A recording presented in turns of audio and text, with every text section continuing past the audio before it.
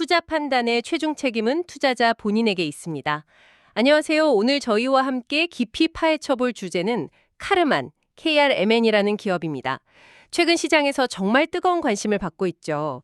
특히 올해 들어서만 주가가 113%나 올랐다고 해서 저희도 여러분께서 보내주신 자료들을 보면서 깜짝 놀랐습니다. 네, 정말 대단한 상승세입니다. 이게 단순한 거품인지 아니면 정말 펀더멘털에 기반한 상승인지 많은 분들이 궁금해하실 것 같아요. 맞습니다. 그래서 오늘은 여러분이 보내주신 다양한 분석 자료들을 하나하나 뜯어보면서 이 카르만이라는 기업의 진짜 경쟁력은 뭔지, 재무 상태는 탄탄한지, 또 앞으로의 성장 가능성과 숨어있는 위험은 없는지 아주 입체적으로 분석해 보려고 합니다. 네, 좋습니다.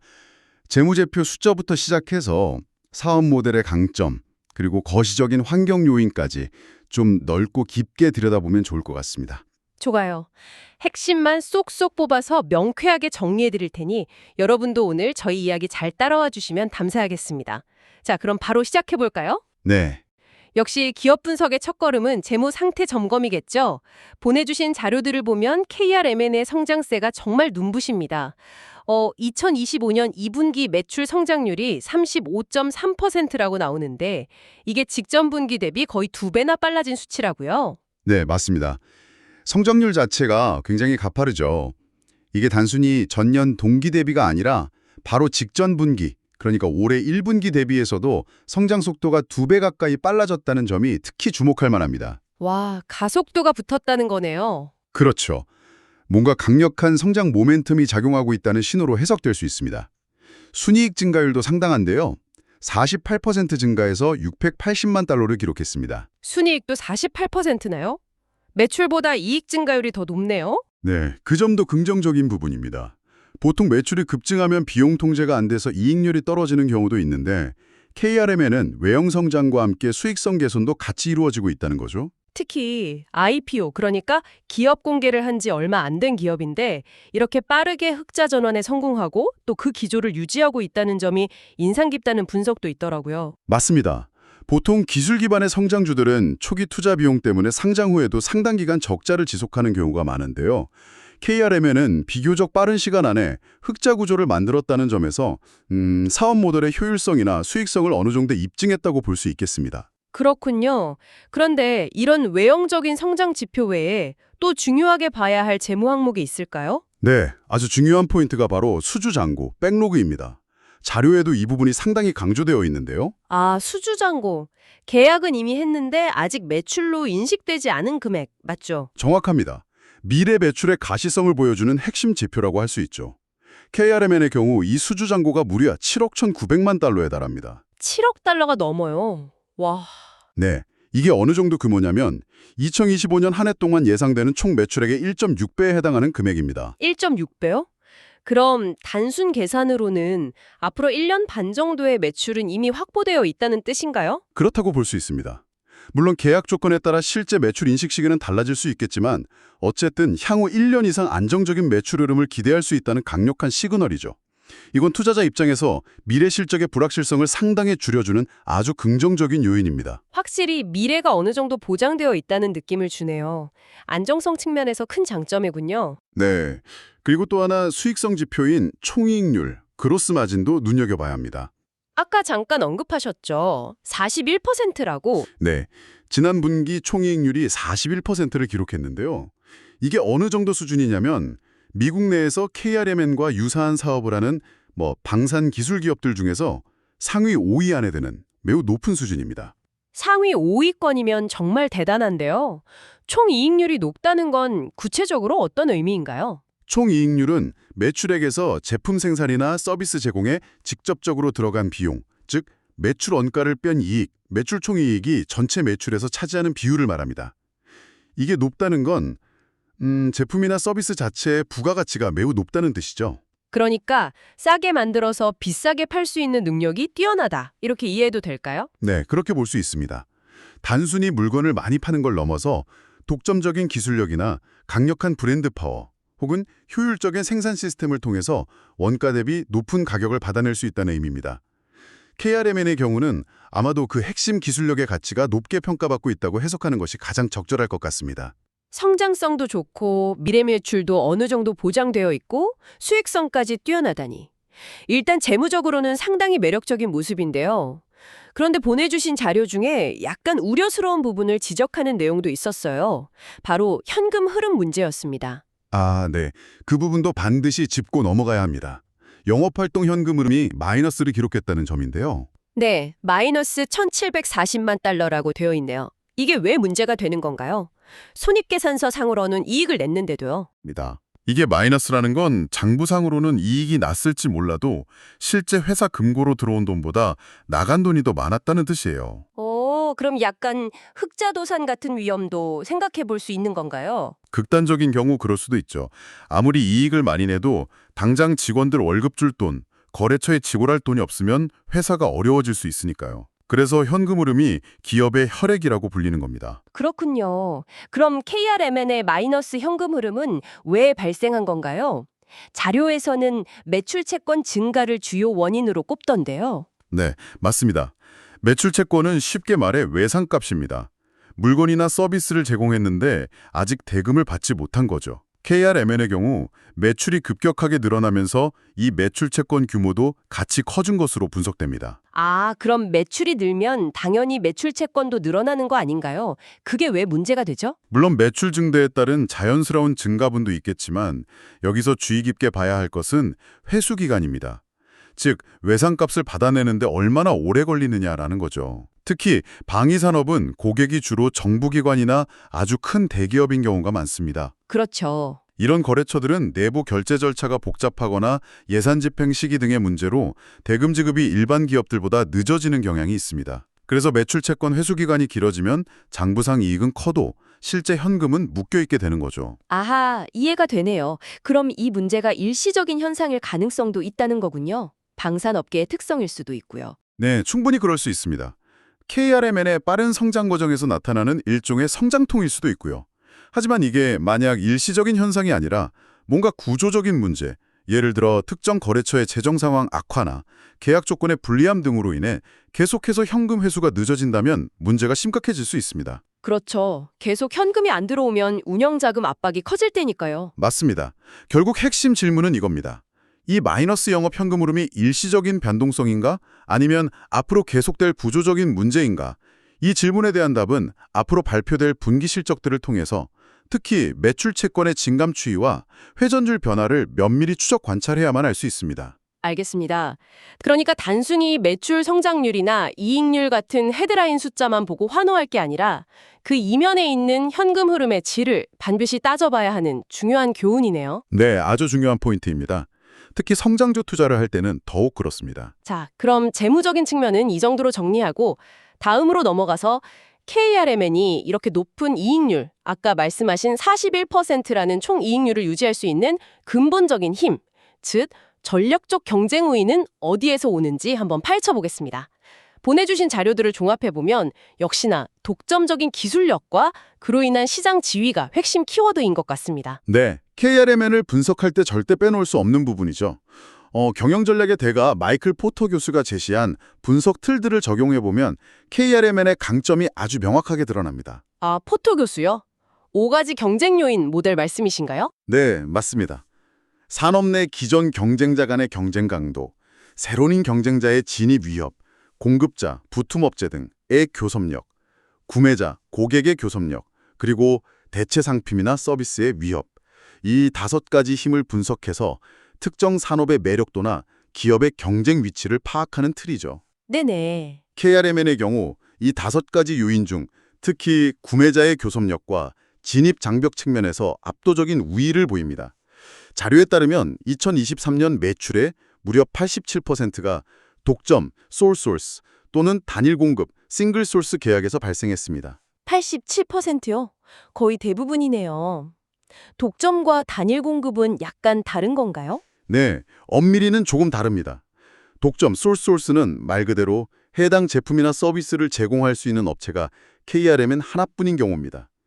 기술적인 이유든 특허 때문이든 대안 자체가 없는 거죠.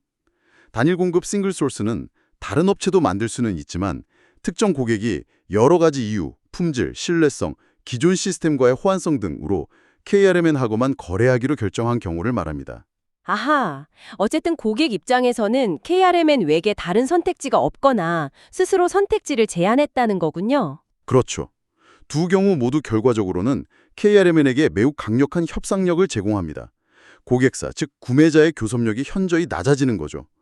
이게 왜 중요하냐면 고객은 KRMN이 제시하는 가격이나 조건에 따를 수밖에 없는 상황에 놓일 가능성이 크기 때문입니다. 그게 바로 아까 말씀하신 높은 총이익률로 이어지는 거군요. 바로 그겁니다.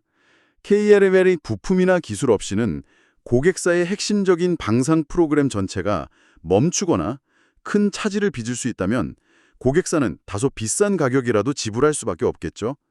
이게 바로 41%라는 높은 총이익률의 근본적인 원동력이라고 할 수 있습니다. 정말 강력한 해자를 구축했네요. 네, 그리고 또 하나 중요한 것은 진입장벽입니다. 이런 독점적인 기술력, 특히 특허로 보호받는 기술은 후발주자가 따라하기가 매우 어렵습니다.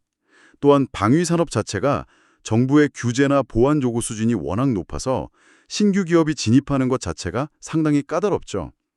KRMN은 기술적, 제도적 측면 모두에서 매우 높은 진입장벽을 쌓아 올린 셈입니다. 그렇군요.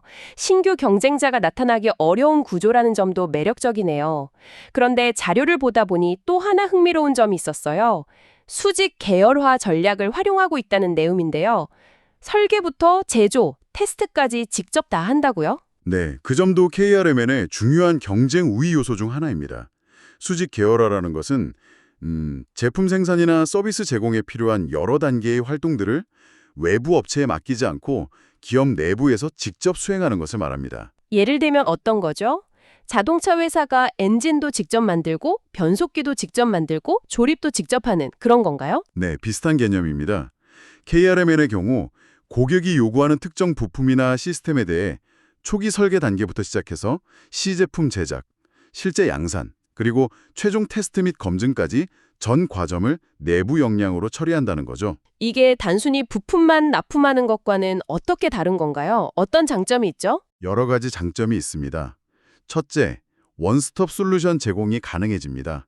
고객 입장에서는 여러 업체를 상대할 필요 없이 KRMN 한 곳과 이야기하면 처음부터 끝까지 다 해결되니 훨씬 편리하죠. 그리고 KRMN은 전체 프로세스를 통제하기 때문에 고객의 세부적인 요구사항에 훨씬 더 정밀하게 맞춰줄 수 있습니다. 아, 고객 맞춤형 서비스가 용이해지는군요. 그렇죠. 이건 단순한 부품 공급 업체를 넘어서 고객의 전략적인 파트너로서의 위상을 갖게 해줍니다. 고객과의 관계가 더욱 깊어지고 장기적인 협력 관계를 구축하는 데 유리하죠. 이게 또 가격 결정력 강화로 이어지기도 하고요. 그렇겠네요. 둘째는 품질 관리와 기술 보안 측면입니다. 모든 과정을 직접 통제하기 때문에 제품의 품질을 일관되게 유지하기 쉽고 문제가 발생했을 때 원인을 파악하고 해결하기도 용이합니다. 또한 핵심 기술이나 공정 노하우가 외부로 유출될 위험도 현저히 줄어들죠. 방산 기술에서는 이게 특히 중요합니다. 아, 맞아요. 보안이 생명이니까요. 셋째는 효율성과 유연성입니다. 외부 공급망에 의존하면 납기 지연이나 품질 문제 같은 예상치 못한 변수가 발생할 수 있는데 수직 계열화는 이런 위험을 줄여줍니다. 또 시장 상황 변화나 고객의 긴급한 요구 변경에 훨씬 빠르고 유연하게 대응할 수 있습니다. 예를 들어 갑자기 설계 변경이 필요할 때 내부 부서 간의 협의를 통해 신속하게 진행할 수 있죠. 들어보니 정말 장점이 많은 전략인데요. 비용 측면에서는 어떤가요? 직접 다 하려면 초기 투자 비용 같은 게 많이 들지 않나요? 물론 초기 시설 투자나 R&D 비용은 많이 들 수 있습니다. 그래서 규모의 경제를 달성하지 못하면 오히려 비효율적일 수도 있죠. 하지만 KRMN처럼 독점적인 기술력을 바탕으로 안정적인 수요를 확보하고 높은 부가가치를 창출하는 경우에는 장기적으로 외부 거래 비용을 줄이고 운영 효율성을 높여 더 큰 이익을 가져다 줄 수 있습니다. 가치사슬, 밸류체인 전체를 내부에서 최적화할 수 있으니까요. 그렇군요. 이 수직 계열화가 단순히 비용 절감을 넘어서 고객 관계 강화, 품질 관리, 기술 보호, 그리고 시장 대응력까지 높이는 핵심 전략이라는 말씀이시네요. 네, 맞습니다.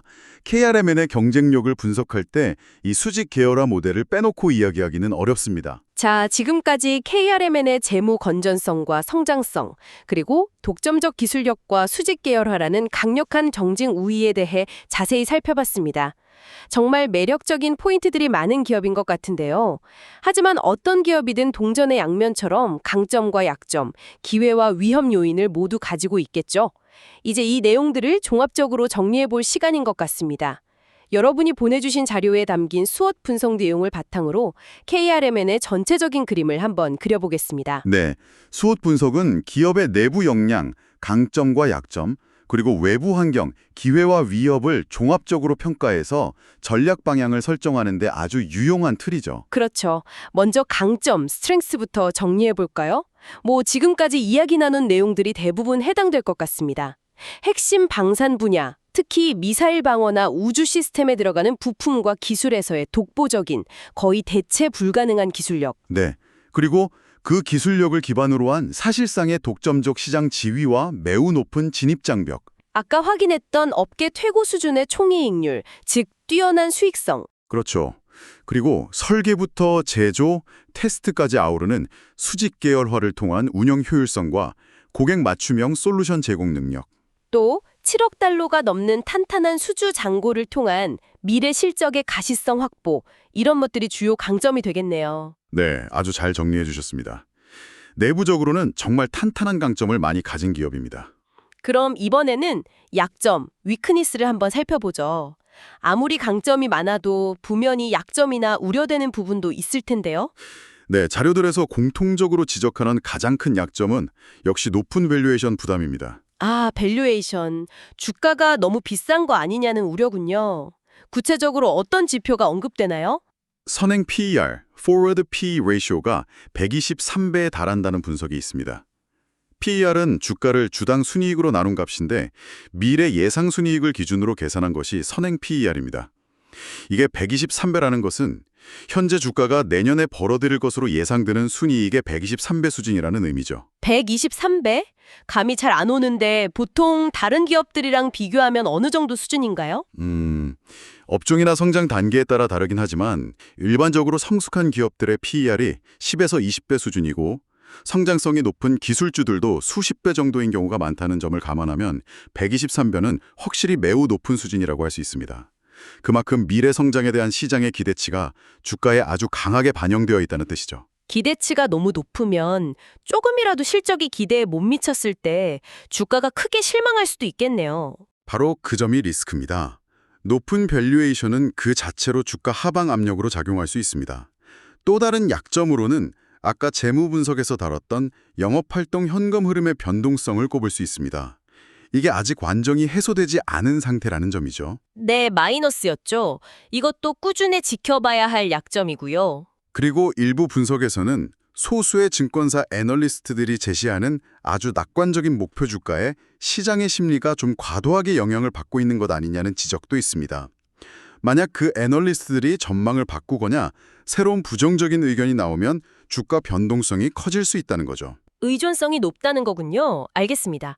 그럼 정리하면 높은 주가 수준, 일시적인 현금 흐름 문제, 그리고 소수 의견에 대한 높은 의존성 정도가 약점으로 지적되는군요. 네, 그렇게 요약할 수 있겠습니다. 자, 그럼 이제 외부 환경 요인으로 넘어가 볼까요? KRMN에게 펼쳐질 기회, opportunities 요인들은 어떤 것들이 있을까요? 자료를 보면 긍정적인 전망이 꽤 많아 보이는데요. 네, KRMN이 속한 산업 자체가 지금 상당히 좋은 환경에 놓여 있다는 분석이 많습니다. 가장 큰 기회 요인은 역시 전 세계적인 국방 예산 증액 추세입니다. 그렇죠. 요즘 국제 정세가 불안하다 보니 여러 나라에서 국방비를 늘리고 있다는 뉴스가 많더라고요. 맞습니다. 특히 미국과 유럽을 중심으로 국방 예산이 증가하고 있고 아시아 태평양 지역의 군비 경쟁도 심화되는 양상입니다. KRMN의 주력 제품인 미사일 방어 시스템이나 정밀 유도 무기 관련 부품 수요가 자연스럽게 늘어날 수밖에 없는 환경이죠. 그게 가장 직접적인 기회겠네요. 또 다른 건 없나요? 민간 우주 항공 산업의 성장도 빼놓을 수 없습니다. 스페이스X나 블루 오리진 같은 민간 기업들이 우주 개발을 주도하면서 관련 부품이나 기술 수요가 폭발적으로 증가하고 있습니다. KRMN은 이미 이 분야에서도 기술력을 인정받고 있어서 새로운 성장 동력이 될 수 있다는 기대가 큽니다. 우주 산업. 이것도 정말 미래 성장성이 큰 분야죠. 그렇죠. 그리고 신무기 개발 경쟁도 KRMN에게는 기회입니다. 예를 들어 극초음속 미사일 개발이나 최근 중요성이 커지고 있는 드론 방어 시스템 구축 같은 차세대 국방 기술 경쟁이 치열해지면서 KRMN의 첨단 부품과 기술이 더 많이 필요하게 될 거라는 전망입니다. AI 기술 발전도 관련이 있을까요? 물론입니다. AI 기반의 자율무기 체계나 지능형 정찰 시스템 같은 분야가 발전하면서 여기에 필요한 고성능 센서나 통신 장비, 컴퓨팅 부품 등에 대한 수요도 증가할 것으로 예상됩니다. 이건 역시 KRMN의 기술력이 발휘될 수 있는 영역이죠. 와, 들어보니 정말 다양한 기회 요인들이 있네요. 국방 예산 증가, 우주산업 성장, 신무기 개발, AI 기술 접목까지 확실히 성장 산업의 한가운데 있다는 느낌입니다. 외부 환경 자체는 KRMN에게 상당히 우호적인 편이라고 평가할 수 있습니다. 하지만 빛이 있으면 그림자도 있는 법이죠. 마지막으로 KRMN이 직면할 수 있는 위협, threats, 요인들도 냉정하게 살펴봐야 할 것 같습니다. 물론입니다. 가장 큰 위험 요인은 아이러니하게도 기회로 인해 반대 상황입니다. 바로 지정학적 리스크의 완화 가능성입니다. 만약 평화적인 분위기가 조성되면 국방비 지출이 줄어들 수도 있다. 있습니다. 만약 예상과 달리 갑자기 긴장이 완화되고 평화 무드가 조성된다면 각국 정부가 국방 예산을 다른 곳으로 돌릴 가능성이 있습니다. 그렇게 되면 KRMN의 성장 기대치도 낮아질 수 있겠죠. 충분히 가능한 시나리오네요. 또 다른 위협은요? 주요 고객사에 대한 높은 의존도도 리스크로 지적됩니다. KRMN의 매출은 소수의 대형 방산업체나 정부기관에 집중되어 있는 경향이 있습니다. 만약 이 핵심 고객사 중 한 곳이라도 예산을 삭감하거나 거래처를 다변화하는 등의 전략 변경을 한다면 KRMN의 실적에 직접적인 타격을 줄 수 있습니다. 특정 고객의 결정에 따라 회사가 휘청일 수도 있다는 거군요. 네, 그런 위험이 있습니다. 그리고 기술 개발의 불확실성도 무시할 수 없습니다. 첨단 기술 개발 과정에서는 예상치 못한 기술적 난관에 부딪히거나 개발이 지연되거나 심지어 실패할 가능성도 항상 존재합니다. 만약 KRMN이 개발 중에 핵심 기술에서 문제가 발생하면 기업 가치에 큰 영향을 미칠 수 있습니다. 그렇죠. 경쟁사의 예상치 못한 기술 혁신 같은 것도 위협이 될 수 있겠고요. 맞습니다. 아무리 지금 독점적 지위를 가지고 있다고 해도 언제 새로운 기술이나 경쟁자가 나타나 판도를 바꿀지 모르는 일이니까요. 마지막으로는 역시 주가 변동성 자체를 위험 요인으로 봐야 합니다. 단기간에 너무 많이 올랐다는 점 때문에요? 네, 주가가 단기간에 급등하면 그만큼 시장의 기대치가 높아져 있는 상태입니다. 작은 악재에도 민감하게 반응하거나 특별한 이유 없이도 차익 실현 매물이 쏟아지면서 주가가 크게 하락할 가능성이 있습니다. 즉, 높은 주가 자체가 단기적인 조정 위험을 내포하고 있다는 거죠. 알겠습니다. 위험 요인으로는 지정학적 리스크 변화, 고객 의존도, 기술 개발 불확실성, 그리고 단기 주가 조정 가능성 등을 꼽을 수 있겠네요. 네, 그렇습니다. 자, 이렇게 KRMN의 강점, 약점, 기회, 위험 요인까지 수엇 분석을 통해 종합적으로 살펴봤습니다. 내부적으로는 강력한 기술력과 시장 지위를 가졌지만 외부적으로는 성장 기회와 함께 무시할 수 없는 위험 요인들도 공존하는 상황이네요. 결국 이 모든 정보를 종합해서 투자자 입장에서 가장 궁금한 질문은 이것일 겁니다. 그래서 지금 KRMN 주식을 사는 것이 합리적인가? 특히 아까 약점에서 지적된 120선배의 선행 PER은 다시 생각해도 정말 부담스러운 숫자인데요. 네, 전통적인 가치평가 밸류에이션 관점에서 보면 현재 주가가 고평가되었다는 논란이 있을 수밖에 없습니다. 123배라는 숫자는 분명히 일반적인 기준치를 훨씬 뛰어넘는 수준이니까요. 그렇죠. 단순히 PER만 보면 너무 비싸다는 생각이 들 수밖에 없을 것 같아요. 하지만 KRMN과 같은 고성장 기술주를 평가할 때는 PER만 보는 것이 아니라 성장성을 함께 고려하는 것이 중요합니다. 그래서 PEG 비율, Price Earnings to Growth Ratio라는 지표를 참고하기도 합니다. PEG 비율? PER을 성장률로 나눈 값이라고 하셨죠? 네, 맞습니다. 주가 수익 비율 PER을 미래의 주당 순이익 증가율 EPS Growth Rate로 나눈 값입니다. 이 PEG 비율은 기업의 성장 잠재력을 고려했을 때 현재 주가가 적정한 수준인지를 판단하는 데 도움을 줍니다. PEG 비율은 보통 어느 정도가 적정 수준으로 보나요? 일반적으로 PEG 비율이 1보다 낮으면 성장성에 비해 주가가 저평가되었다고 보고 1 정도면 적정 수준, 1보다 높으면 고평가되었다고 봅니다. 물론 이것도 절대적인 기준은 아니고 산업이나 시장 상황에 따라 다르게 해석될 수 있습니다. 그럼 KRMN의 경우 PER은 123배로 매우 높지만 만약 이익 성장력이 그만큼 폭발적으로 높다면 PEG 비율은 상대적으로 낮게 나올 수도 있다는 건가요? 네, 그럴 가능성이 있습니다. 예를 들어 만약 향후 3에서 5년간 연평균 이익 성장률이 50% 이상으로 매우 높게 예상된다면 높은 PER에도 불구하고 PEG 비율은 2점대 초중반 정도로 개선될 수 있습니다. 물론 2점대도 낮은 것은 아니지만 123배의 PER보다는 훨씬 부담이 덜한 숫자로 보일 수 있죠. 아하, 그러니까 얼마나 빠르게 성장할 것인가가 현재의 높은 가격을 정당화할 수 있는 핵심 열쇠라는 거군요. 정확합니다. 결국 KRMN 투자의 핵심은 시장이 기대하는 이 엄청난 성장세를 실제로 달성할 수 있느냐, 그리고 그 성장세가 지속될 수 있느냐에 대한 믿음과 판단의 문제입니다. 만약 앞으로도 계속해서 시장 기대치를 뛰어넘는 어닝 서프라이즈를 보여준다면 현재의 고평가 논란은 자연스럽게 해소될 수도 있습니다. 그렇군요. 성장주 투자는 결국 미래에 대한 베팅이라는 말이 실감나네요. 월가 애널리스트들의 의견은 좀 어떤가요? 자료를 보면 시각이 좀 갈리는 것 같던데요. 네, 맞습니다. 레이먼드 제임스 같은 일부 투자은행에서는 목표 주가를 100달러로 제시하면서 현재 주가 대비 50% 이상의 추가 상승 여력이 있다고 매우 낙관적인 전망을 내놓고 있습니다.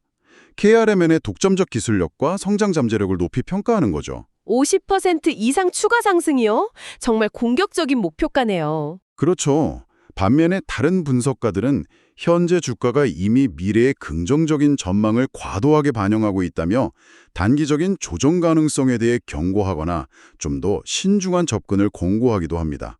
아무래도 밸류에이션 부담이 크다 보니 의견이 엇갈릴 수밖에 없는 상황입니다. 그럼 앞으로 KRMN의 주가 흐름은 어떤 요인들에 의해 좌우될 거라고 보시나요? 우리가 주목해야 할 핵심 포인트는 뭘까요? 몇 가지 중요한 동력 드라이버들이 있습니다. 첫째는 앞서 여러 번 강조했던 수주 잔고의 지속적인 증가 여부입니다. 이게 계속 늘어난다는 것은 미래 실적에 대한 신뢰도를 높여주는 가장 확실한 증거가 될 테니까요. 분기별로 발표되는 수주 실적을 반드시 확인해야 합니다. 네, 수주 잔고 추이. 둘째는 매출 및 이익 성장률의 유지 또는 가속화입니다. 시장의 높은 기대치를 충족시키거나 가능하다면 뛰어넘는 실적을 계속해서 보여줘야 합니다. 특히 성장률이 둔화되는 조짐이 보이면 실망 매물이 나올 수 있습니다. 기대치를 계속 충족시켜야 하는 부담감이 있겠네요. 그렇죠. 셋째는 영업활동 현금 흐름의 개선 및 안정화입니다. 현재 약점으로 지적되는 마이너스 현금 흐름이 확실하게 플러스로 돌아서고 안정적인 모습을 보여주는 것이 중요합니다. 이건 기업 운영의 안정성뿐만 아니라 이익의 질에 대한 신뢰도를 높여줄 겁니다. 현금 흐름 개선. 이 세 가지가 핵심이군요. 네, 이 세 가지 요소들이 긍정적인 방향으로 계속 나아간다면 KRMN의 주가는 높은 밸류에이션 논란에도 불구하고 추가 상승 동력을 얻을 수 있을 것입니다. 하지만 이 중 어느 하나라도 삐걱거리거나 시장 기대에 못 미치는 모습을 보인다면 주가는 언제든 큰 폭으로 조정받을 위험이 있다고 봐야 합니다. 알겠습니다. 결국 투자자들은 이 세 가지 핵심 동력의 변화를 꾸준히 추적하면서 KRMN이 시장의 높은 기대치를 현실로 만들어가는지를 냉철하게 판단해야겠네요. 네, 그렇습니다. 자, 오늘 KRMN이라는 기업에 대해서 정말 다양한 측면에서 깊이 있는 이야기를 나눠갔습니다. 재무 상태부터 시작해서 경쟁 우위, 스왑 분석, 그리고 밸류에이션과 시장 전망까지 꽤 긴 시간 동안 많은 내용을 다뤘는데요. 한번 간단하게 정의를 해볼까요? KRMN은 분명 미사일 방어 시스템, 우주항공 부품 같은 미래 핵심 성장 산업에서 독보적인 기술력을 가진 기업입니다. 네, 그렇죠. 대체 불가능한 기술력을 바탕으로 사실상 독점적인 시장 지위를 확보했고 이를 통해 업계 최고 수준의 수익성을 보여주고 있다는 점이 가장 큰 강점이죠. 수직 계열화를 통한 효율성과 고객 대응력도 뛰어나고요. 7억 달러가 넘는 수주 잔고는 미래 실적에 대한 안정감을 더해주고요. 맞습니다.